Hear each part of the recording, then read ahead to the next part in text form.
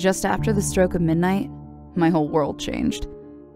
I sat there, drunk and cold in the dark of early morning, but the hour was far from quiet. There was blood on the floor, on the window. The neighbors were still sobbing, probably holding each other close, praying for it to be over. And I was alone, looking out at the streets of town where destruction stretches as far as the eye can see. Before it all went wrong, it started with a sound. A drone. A bellow that shook the whole earth. A siren. A fog warning is being issued for the village of Pine Haven. The crackle of the radio pulled me out of a deep, cold sleep. I rolled suddenly and fell off the couch, the back of my head hitting the floor with a loud thud. The siren was blaring over the entirety of our quiet mountain village, like a single scream in the dead of night. I'd never heard it from this side of the forest before. The tone of Daniel's voice, however, was more alarming. He was shaken to the core.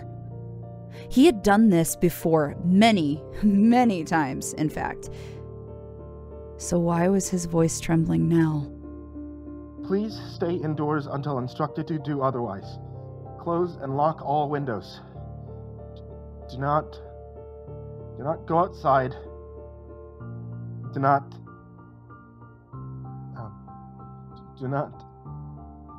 He went quiet.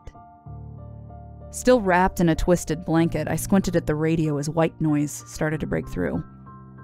With a tired, ornery grunt, I grabbed it, smacking it with the palm of my hand. I gave it a shake, tried adjusting the station, even turned it on and off again.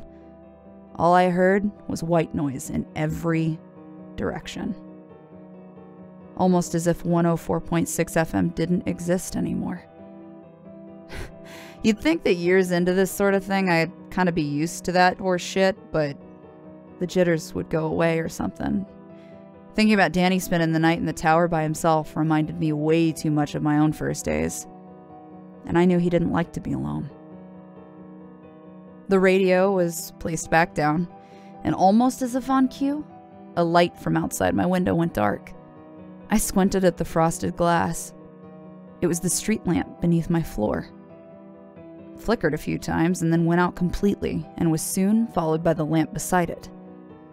As I pushed the blankets off my legs and my skin was touched by the chill in an unheated room, that small view of the quiet downtown street became clear. I rushed to the window, bare feet shocked by the cold floor. Down every street that I could see, lights were going out one by one on the roadside, in people's windows, in the sky.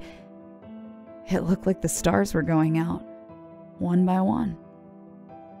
I felt a tightness growing in my chest as I watched the night sky grow black. A heavy cloud was passing over. There was a cloud that reached the ground, a heavy, swirling fog that went on for miles and miles up the mountain. It reached us. And somewhere in a matter of minutes, it had passed the forest boundary, and it had reached us. Ever since I came back to Pine Haven and began my shitty little hero's journey, I had never, ever seen it from this view.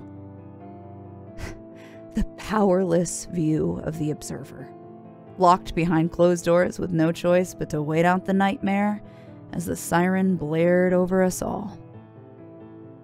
The people in the village must have been terrified, just as they always were, but I knew something that most of them didn't. If the fog reached the town, it only meant one thing. The radio signal had stopped. 104.6 FM had lost its operator. We weren't safe anymore. I swore loudly, stubbing my toe on one of the boxes strewn around the kitchenette, knocking them over with an avalanche of noise. I felt drunk in the dark as I searched blindly for my phone, patting every surface until finally it was found between the couch cushions. My eye burned as soon as the lit screen flooded my face, but I squinted through the discomfort as my thumbs got to typing. Luckily, my list of contacts was pretty small. Daniel was easy to find. The line rang once, then twice. I sat down on the living room floor next to the couch, legs curled up to tuck my cold feet underneath me.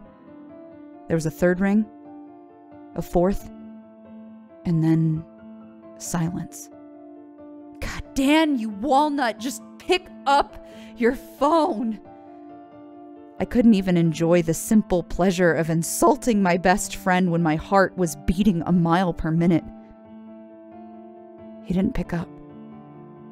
As Daniel's voicemail greeted me once again, I canceled the call and prepared to try it once more, not satisfied until something came through on the other line. God, please don't be dead. Please don't be dead. He didn't pick up. Again. I heard car alarms, police sirens. The town was starting to go mad as the fog drifted over the business district, leaving some unseen path of destruction in its wake on the other side of town. There's only one thing left to do. Get in my truck and drive.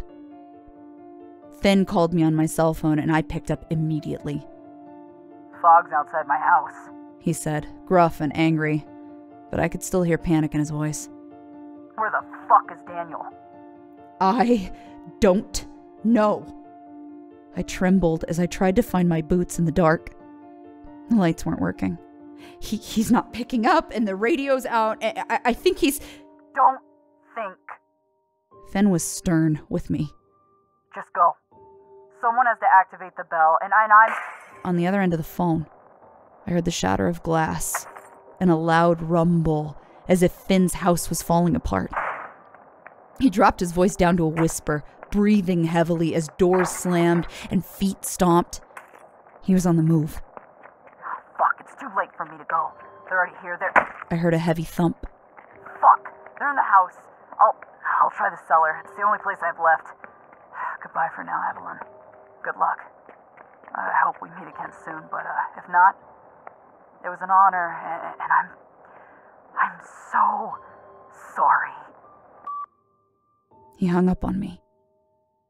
In the end, his voice quivered as if on the verge of tears, and it was the first time I had ever heard him sound defeated. Scared. And all I could think was that those words were the last I would ever hear from Finn. God, all these years, and I didn't even know his first name. Stumbling in the dark, I put my boots on, but I didn't even bother to lace them up. I left my coat behind, fully prepared to step out the front door in a pair of boxer shorts and a sleeveless shirt as I raced out of the room and started to make my way down the stairs. There were already people in the hallway, trying to get down for a closer look. I was one of them. I pushed my way through the crowd and down to the front exit of the building, where the square glass windows showed a world of pure gray. It was too late. The fog had reached the building and we were surrounded. An icy, cold draft seeping underneath the door and dark figures shifting within the mist. Everything was deathly silent for a moment. And then, bang! Something heavy knocked against the door, making the metal hinges whine. It happened again, and everyone in the crowd jumped as the glass began to crack. One person screamed. Another was running back up the stairs. All at once, the glass shattered, and the fog started to seep into the apartment building, filling the hall and rolling towards us at an alarming pace. "Everyone go! Go, go, go, go!" I yelled, pushing anyone near me towards the stairwell. "Back upstairs! Get inside! Lock your doors! Just go!" A man looked me in the face. He must have seen the terror I wore, or else he recognized my voice from the radio, because as soon as our eyes met, he started to help push back the crowds, trusting that I knew what I was doing.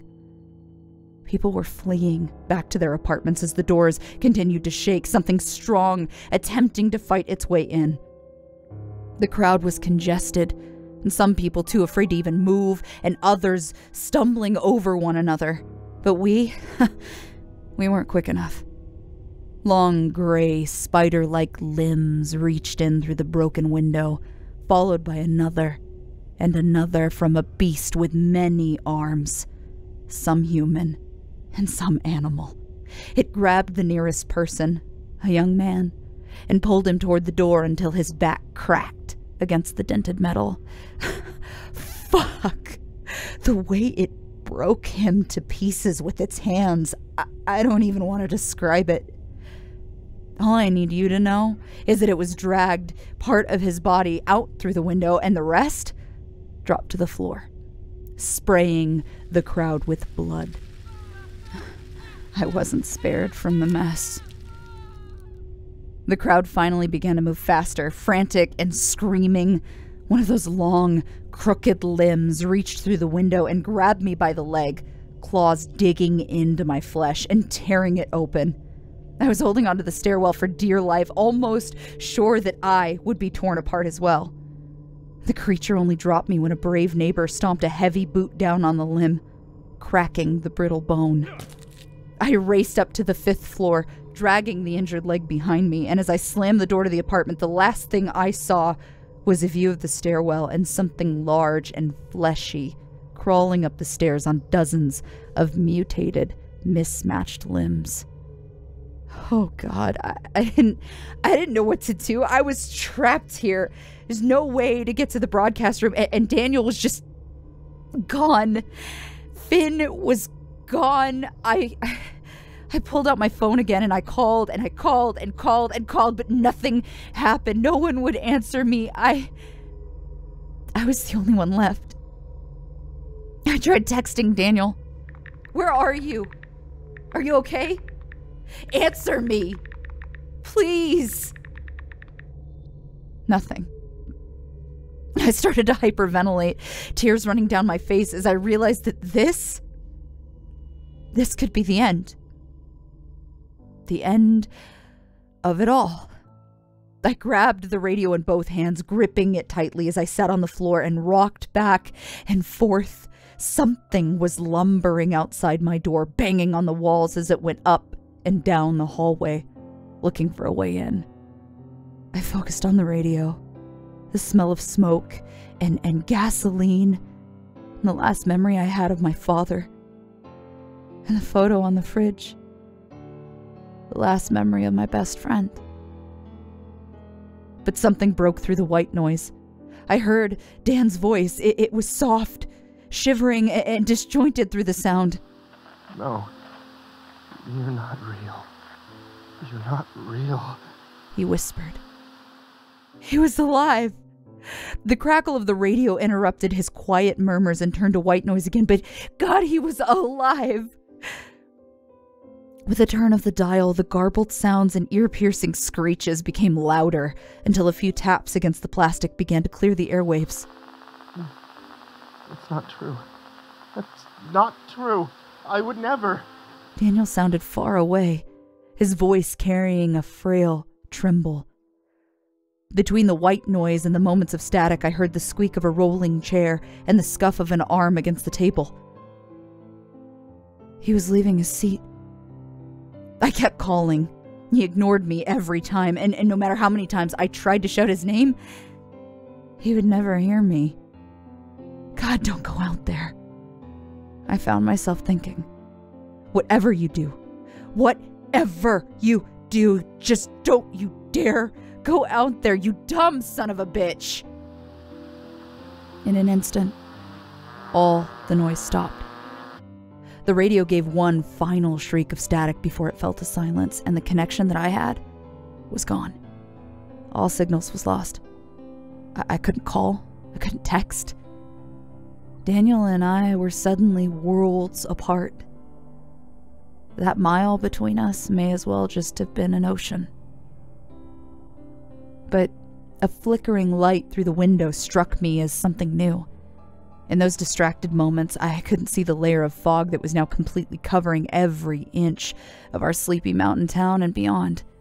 The streets below disappeared, fading into an obscure lump of blurry color and shape. Some of those shapes were moving, all the while not too far away. The solitary glow of a single street lamp began to pulse and flicker until it burst in a quick, startling shower of electricity. I could hear the crack of wood and the groan of taut wire as the vague outline of a telephone pole began to fall apart and crash into the pavement. It was followed by several more. The town was falling apart. Car alarms were blaring, the ground was shaking, fire hydrants burst open. Down the street, gunshots rang out and screams followed. Doors slammed, windows shattered, and somewhere downstairs, the fellow apartment building tenants ran up and down the halls, and I was not the only one huddled against the window, just watching to see what was out there. Whatever it was, took large footsteps. It snapped wires, sending sparks flying. In those tiny glimmers of electric light, I could see the faint, sharp silhouette of long, gnarled horns. My skin began to crawl as I realized just how tall it stood. Tall enough to push the telephone poles down with ease. It lumbered slowly, voicing the low roars of a massive and ancient beast. No, not him. Not him. Beneath me, I heard a scream before I saw anything. A young girl in the apartment below shrieked, and her voice was soon muffled and replaced by the comforting shush of a parent. Moments later, I saw it for myself. A family of vines began to crawl their way up from the corner of the window, growing and spreading over the glass as they made their way up the building at least 5 stories high. What first appeared as slithering plant life soon became something different. Its blossoms opened, and within, I could see the wriggling of blood-soaked fingers that crawled out from between its petals, connected to the vine where their wrists would be. They were molded and gray, like the skin of something long drowned. These tiny, vaguely human hands began to paw and scrape and scratch at the window glass. They had no eyes to see me, but they clawed at the glass with a sharp, ear-splitting sound. They knew someone was on the inside. I still can't put my finger on why it felt worse to see the fog from here than it did to see it from inside the forest itself, and perhaps I just felt helpless. Out here, there was nothing I could do. Out here, all I could do was watch as the world ended. A set of giant footsteps grew closer, and the used cups on my kitchen counter began to shiver and shake precariously close to the edge. Before I could react, one of them slid off, shattering on the floor. The sound of breaking glass was nowhere near as unpleasant as the sharp scrape of antlers against the side of the building. The behemoth thing was close enough to dip its head, as if peering into the windows of my downstairs neighbors, its horns scratching on the brick. And when it turned its head closer, I saw it. Many pairs of eyes glowing through the thick, swirling fog as a warm mist formed on the window from its breath. It made a sound like a low, droning death rattle. The cry of an elk followed, but it was low and alien. In my memory, I could smell it still. The amalgamation of soil, mold, and old rotten flesh. One of those eyes used to be mine, but now it was dead and blind. I wondered if the beast remembered. My foot caught a slice of broken glass when I turned, and I hissed out in pain before rushing to the bathroom. I slammed the door behind me. The power was out, and I was plunged into total darkness, listening to the sound of whispers coming from the sink. The pitch-black room was far more comfortable, however, than the peering eyes of the beast outside.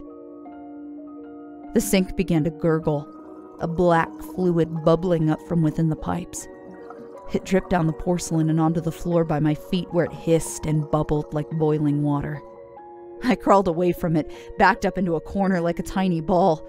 The floor shook as tremors passed through the building, and I could hear the screams of neighbors between the walls. Neighbors who had been too curious or had left their doors unlocked.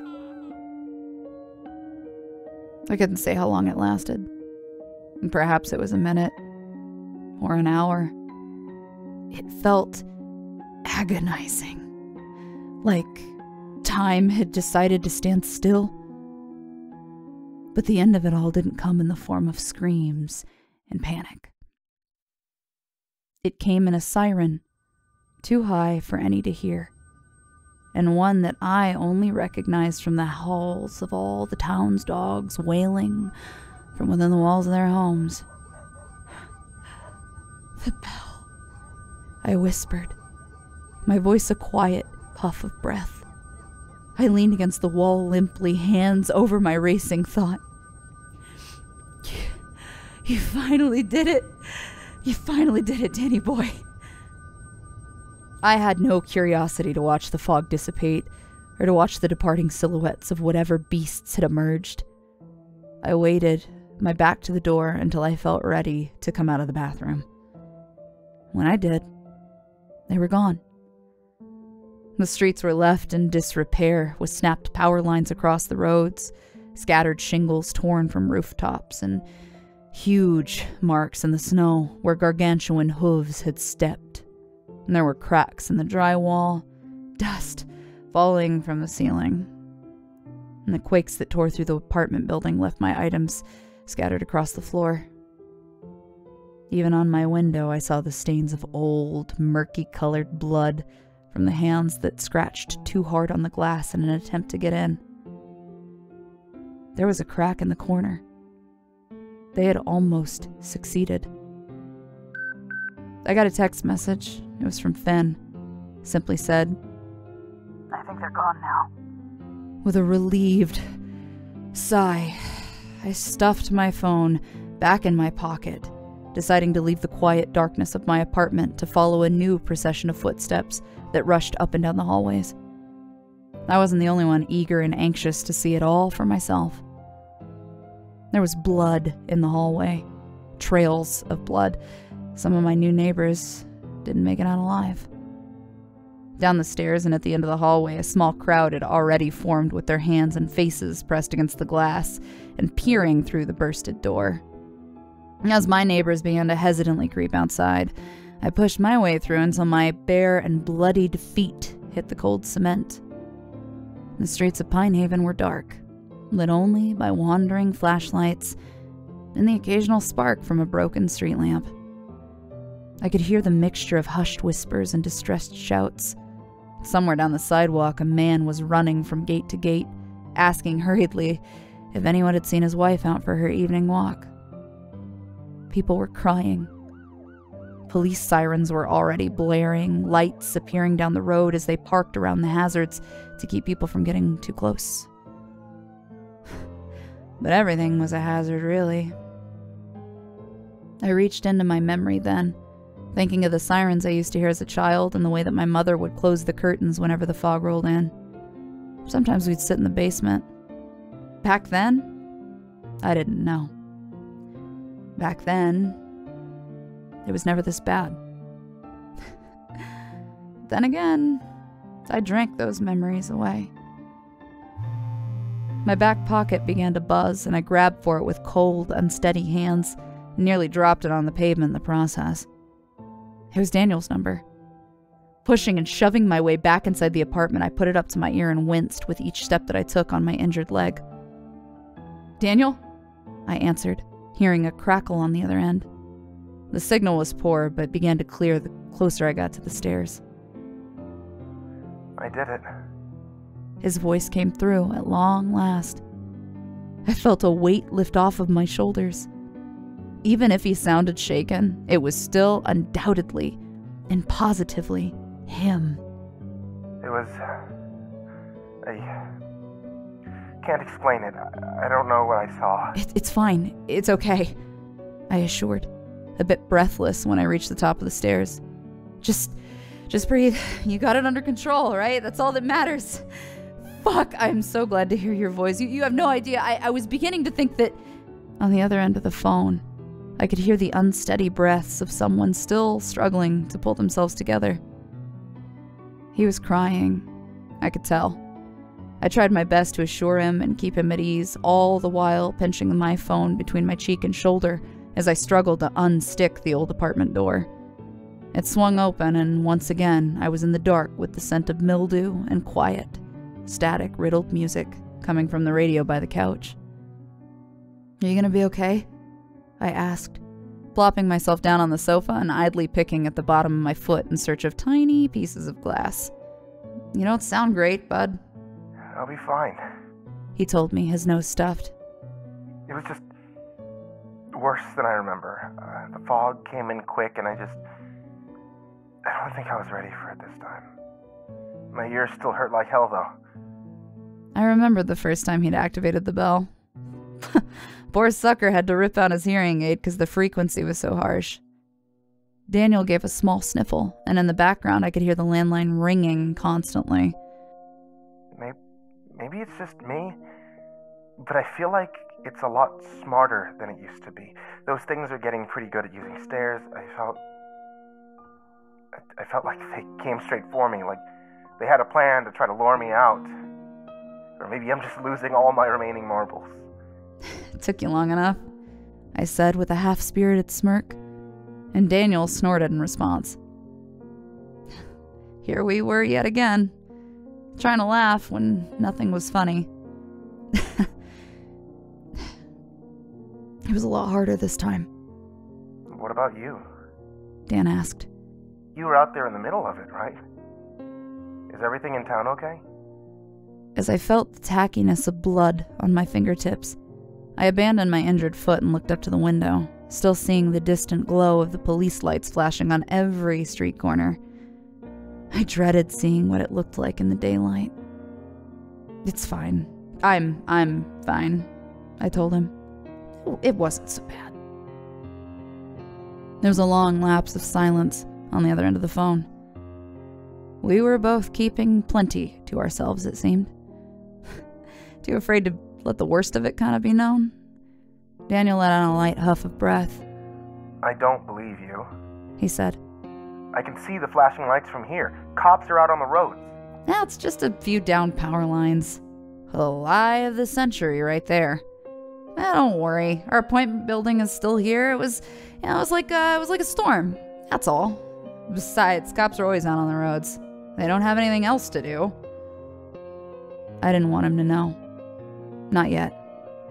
He was having a bad enough time as it was. He didn't need to sit all night with the knowledge that the fog had destroyed part of the town.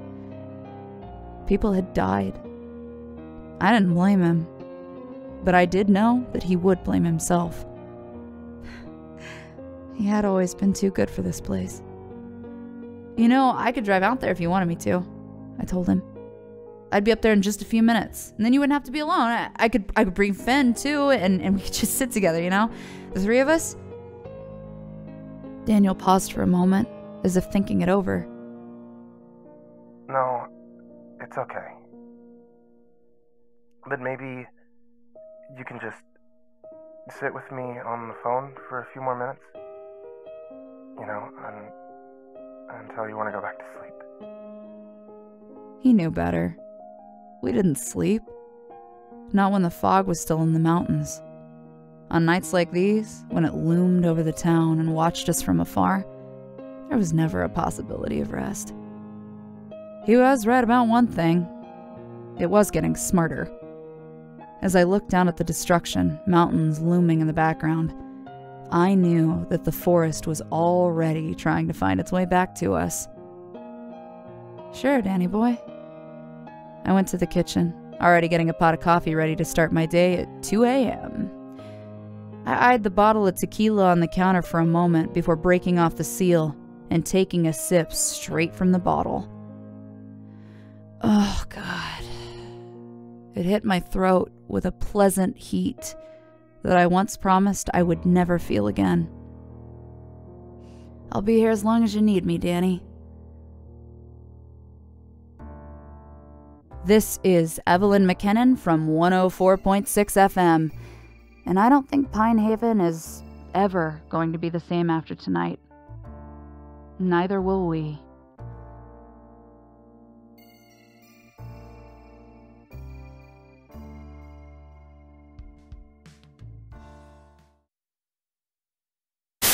I will worry about it because that's all I do. It's all I'm good for. Well, I am good for one other thing because I'm really just making this video to use as an advertisement at the end of a video.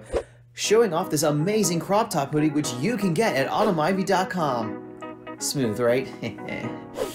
God, I need help.